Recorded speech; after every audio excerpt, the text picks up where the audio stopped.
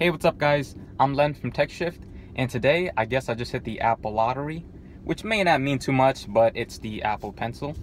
Here it is. I say Apple lottery because Apple really goofed with the iPad Pro launch. A lot of stores are not carrying the Apple Pencil and keyboard.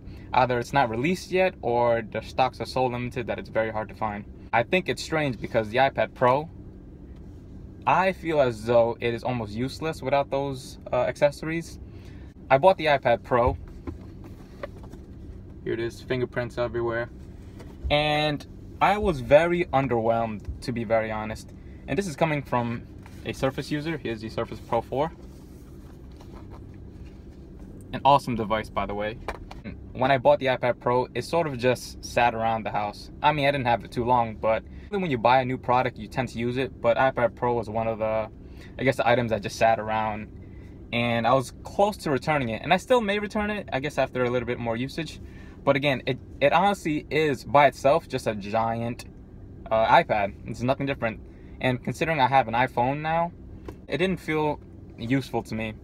Some reviewers saying that don't judge the product until you use both the keyboard and the pencil. So today I went to the Apple store, not expecting to find either one. I took some videos with my phone like a weirdo, recording with the iPhone at the Apple store. Maybe that's a normal thing to do, but I did it for you guys. So I played with it for I'll say a minute, and I was really impressed. It honestly felt like I was writing on paper. Of course, there is some sort of plastic tip on glass feeling to it, or whatever the Apple Pencil is made out of. It does have that slight feeling, but it feels very nice. And actually drawing on it, it was the first time I drew on something digital, and I felt good doing so. Now, that's to take nothing away from the Surface. I love the Surface Pro, but for my preference, I actually prefer using the Apple Pencil over the Surface Pencil pen stylus. And again, that takes nothing away from this product.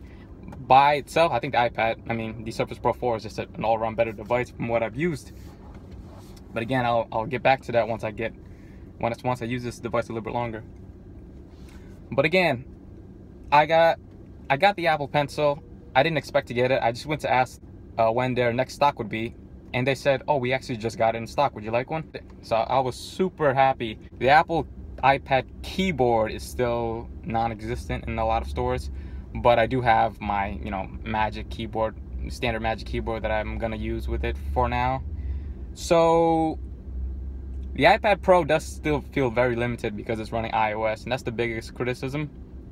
Even with the whole multitasking thing, I do coding, I do some web design work, and when you're doing any sort of quote-unquote professional, I wouldn't call myself a professional, but when you're doing any sort of task like that, you're always switching between windows, I guess you could say, or apps. Whether you're doing web design, you're looking up references, you're getting images off the web, whatever it is, you're always going back and forth. And with iOS, it is slow in that sense because if you multitask, it's only 2 windows. But as far as the drawing itself feature goes, I think it is incredible.